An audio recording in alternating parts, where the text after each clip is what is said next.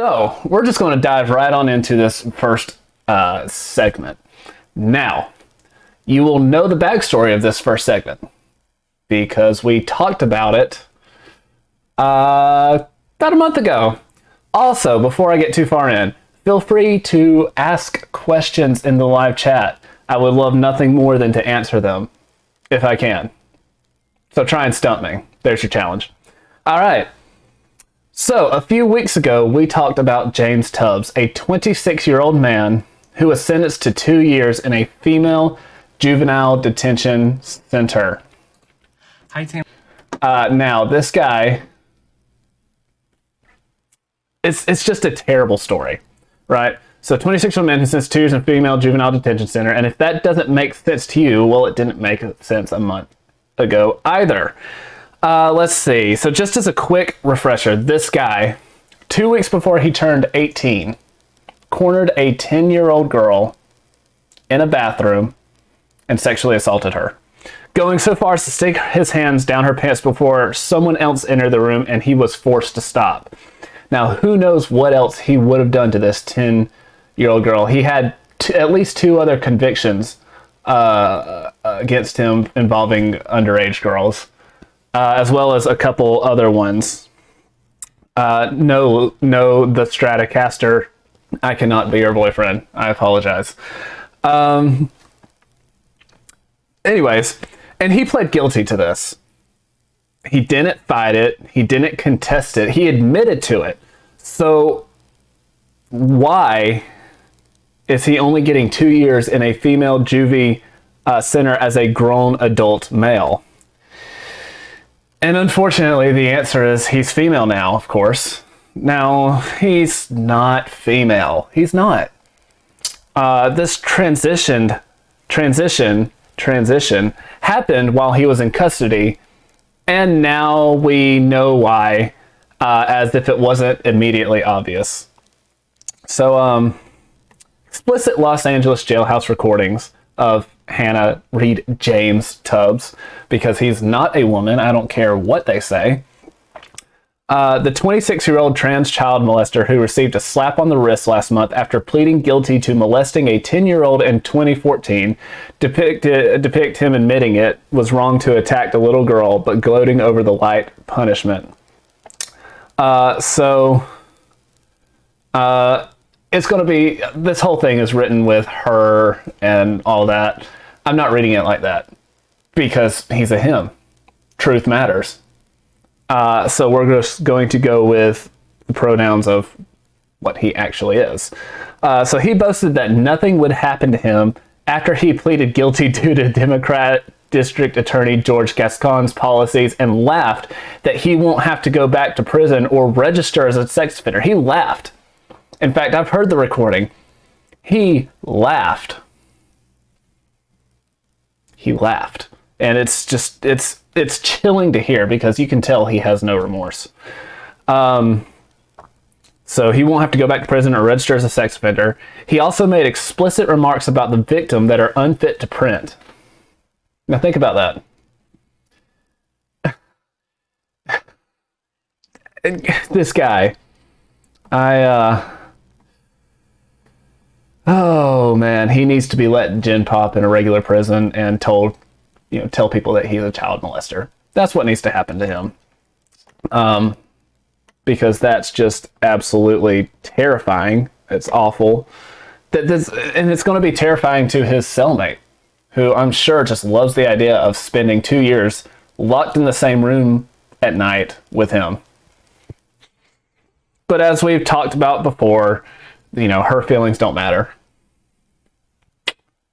She's a casualty of the cause.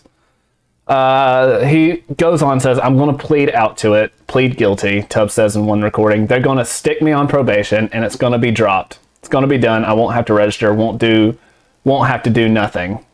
Yes, this dude is very smart. Won't have to do nothing. So this is James talking with his dad over the phone while he was in prison. It's all recorded because parents don't have any privacy privileges. They don't have the attorney-client privilege. And I just want you to take a look at this guy. Tell me this guy is a woman. Tell me. And it just jumped down. Whoop. There he is. Tell me this guy's a woman. This guy is this, and tell me if he has any remorse. He has no remorse in his eyes. Not a woman, no remorse. But they're going to stick him in a female juvie. And we've gone all over that, but it's just so much worse when it actually gets shown that he doesn't care. He doesn't care. He's laughing. Basically, that's what the guy looked like. He's not even trying to look feminine. I mean, I guess it doesn't really matter. But he doesn't even make an attempt. Like, at least make an attempt, dude. Actually, don't. Just go to prison. If you're gonna, be a man and force yourself onto a 10-year-old, be a man enough to go to prison for it. But that's not gonna happen. Let's see. I would guarantee you that he has no plans to cut it off. None at all. And this is just me speculating. But I'd be willing to put money that as soon as this 2 years is over and he gets let out and he's off scot-free, I'd be willing to bet that this whole "I'm a woman" thing gets thrown out the window. He's going to just be like, "Nope, I'm a dude now. That's what I feel. I got out of prison and my gender is I am a man." No, you aren't. You are a child. And all but the way that actually matters, your actual age. And you're evil. Let me just put that up there. You're evil. So earlier today, and this is talking about, a little surprise I'll have for y'all coming up, I recorded a little something that I can't quite say anything yet about, but I'm very excited for.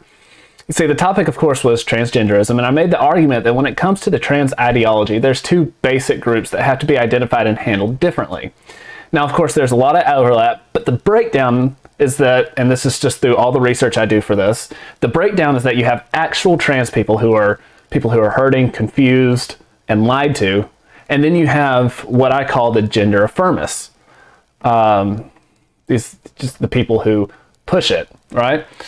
Now, dealing with trans people, we have to realize that a lot of them are, like I said, hurting, depressed, and very confused. And if you're a Christian, these people need to be met firmly but lovingly with the gospel and with ministry and outreach to them, which, by the way, would fulfill our mandate to go tell all peoples about Jesus' saving grace.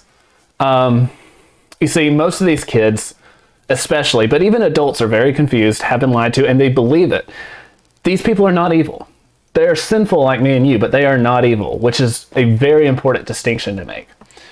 Gender affirmists, on the other hand, the ones who do the confusing, the lying, think parents that force their kids into this. I know I talk about parents' rights on this, but if you force your kid into the trans lifestyle when they're like 4 or 5 or 14, then yeah, you are not fit to be a parent. But they force their kids into believing this. We've seen the videos. We've seen the TikToks. And it's absolutely disgusting. It's heartbreaking, really. And also, I want you to think of school teachers and faculty that have been caught helping students transition without their parents' knowledge. That happened here, like 15 miles from where I'm sitting. Think of psychiatrists who push out gender-affirming first therapy approach. A gender-affirming first therapy approach. So instead of saying, hey, you got these feelings, let's just wait a while and see what happens and we'll talk about it. And maybe try to lead them to, face reality and push through. No, they go with gender affirming first. So they tell a little boy who thinks, hey, I might be a girl. Instead of saying, hey, let's just see what happens, they say, no, you're a girl. You're a girl. You're whatever you feel like. These people, you think of the celebrities and politicians who support this whole trans ideology and berate anyone who says the truth, that this is not reality, because it's not. Now think of the mindless social media hordes who call for the cancellation of anyone who dares say trans people are wrong and confused. One, these people also need the gospel. And two, these are the people that we need to fight against politically, call out whenever we have the chance. These people deserve our righteous anger. You see all that all through the Bible is righteous anger is not necessarily a bad thing. As I have in my notes, these are the people who need to be driven out of the temple with a whip, so to speak. And I say that to say, I said all of that because it's very important, but I said all of that to say this. I was wrong. There is admittedly a third small group. Those that use this to, sometimes quite literally, get out of jail free. Whether they're this guy or anyone else who uses these people's real pain to help themselves, this is pure evil. You can see it in his eyes, as I said before. There is absolutely no remorse there. See, these are the type of people that, while still needing the gospel and should be given a chance to hear and respond to it, also fall under the people who people in the Bible like David and others prayed for the destruction. And this happened all throughout Psalms for God's mighty hand to judge the sinful, the evil. All through Psalms you see that. Because sometimes real evil can only be stopped by utter destruction. So does this guy deserve that? I'll leave that up to a just God. But as far as consequences here on earth goes, his actions have consequences just beyond him. So here's actually what his victims say all of these years later. She says, "The things he did to me and made me do that day was beyond horrible for a 10-year-old girl to have to go through," she said. "I wanted him tried as an adult for the crimes he committed against me." See, she said that the light sentence was offensive and hurtful and offered her no true justice. And that got me thinking, all too often we hear of things being offensive and hurtful, and a lot of it really isn't. People get mad about things people say online, and they're offended, and they're hurt. But they're really not. They're not hurt. They're not offended. They just want to get social justice points. Now, this is not a case of that. If you want something to be truly offended by, it's the complete lack of justice, 100% due to the progressive district attorney, which is why, honestly, all of these votes matter. Don't leave, Lee. Gotta give a shout out because I keep seeing it in the live chat. So, going on, she said, "I've also heard that my attacker goes by she, them pronouns now," she added. "I see it also unfair to try him as a woman as well, seeing how he clearly didn't act like one on January 1st of 2014. I don't really need to add to that. She is spot on. So doing the math, she'd be, 18 now? Which is probably why she is speaking to media outlets about this. But she's spot on here. Yeah, he was not, if he was man enough to do what he did then, he needs to be man enough to, confront the consequences of his actions.